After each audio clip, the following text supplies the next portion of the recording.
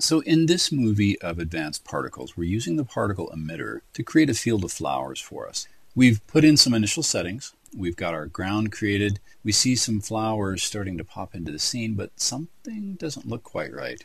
And if we go ahead and grab our timeline and scrub through the timeline, we see some rather odd behaviors going on. Flowers seem to be falling, and for the life of me, it looks like they're upside down, and that's because they are. One of the reasons I put this together this way is so that we can see some unexpected behaviors go into the particle emitter layer here, or group, and modify those settings so you can kind of see a little bit better how that interplay works out. I'll open the layer settings for that now in Flower Particles. We'll go over to the Particles tab. We have a lifetime set up for 96 frames. And that's not the reason the flowers are upside down. That's not the reason they're moving downward. The reason for that, I bring that up because I saw that and I want to say something about that. But it's that we have an acceleration rate downward of 4. So we're getting motion to plants that we want to be still. So this motion rate needs to be reduced from 4 to 0.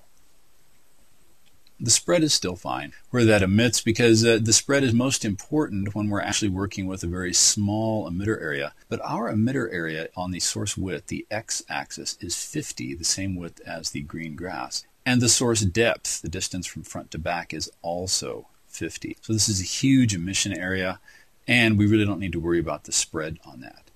I come back to this because the lifetime under the frames, we've got a value of 96, and that's fine. It just means that after frame 96, the particles, start disappearing by themselves. What if our animation runs beyond 96 frames? Do we have to keep adjusting this? And the answer is no.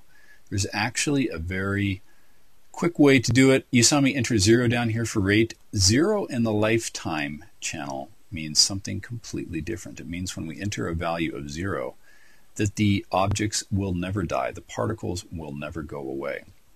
It's a little counterintuitive. It's not something you would, kind of figure out on your own. It's just the way the program is, and knowing that can make all the difference in the world. We do have these other checkboxes. On start, which means when the program or frame 1 gets hit for the animation, that we've got this large emission of flowers already there. I want a full speed start. This is more important when you've got something spewing out of a particle emitter, and we'll do that actually in the next movie coming up. Free floating means they can go anywhere, and then we've got the option to orient particles. There's something I want to call your attention to that we haven't done yet, and it's not in the Particles tab. It's over in the General section. For this layer, we've got an option here to have these objects rotate to face the camera. And this is something we're going to want to do, because as the camera moves through the scene, we need the flowers to always be pointing at it, because they're two-dimensional. They have height and width, but they have no depth, nothing on the z-axis. So common little animation trick in 2D, and that's to always have these objects rotate to face the camera. There is a 3D industry term for something like that when you're working with particles or something what's called billboards. Another nickname for these is splats. And it is an object that faces the camera all the time and looks like it's solid when it's not. I'll select OK now.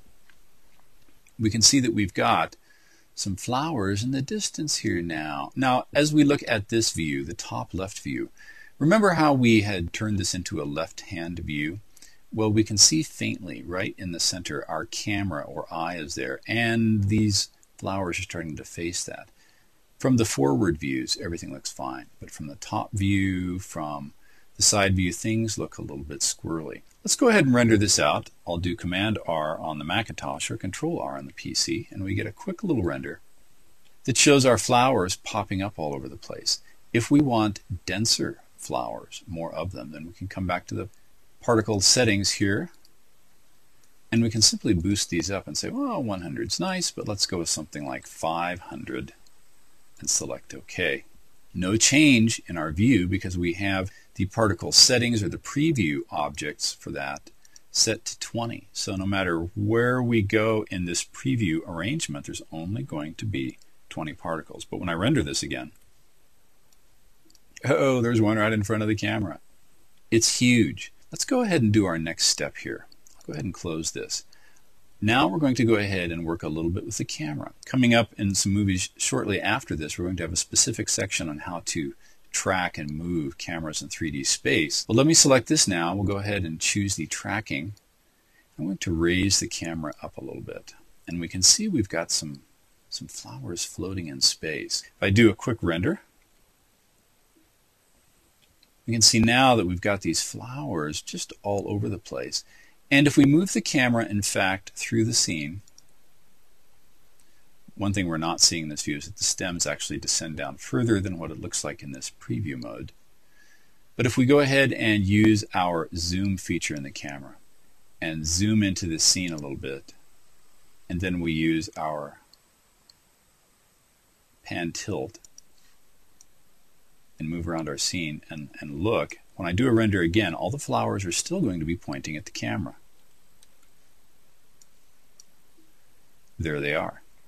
So that's one easy way to create a massive distribution of two-dimensional objects in 3D space that still renders and animates like your typical flat, cel-shaded types of 2D animations. We can see that the flowers are floating a little bit. This is something easy to fix. We can raise the yard, we can lower the particle emitter itself. Little things that you tweak up, but you can do the same thing with snowflakes and in fact have them gently moving down at a very reduced negative value rate down here. Instead of flowers, if we had snowflakes, we could come down here to the acceleration downward and give them a very light rate so we get this gentle movement down.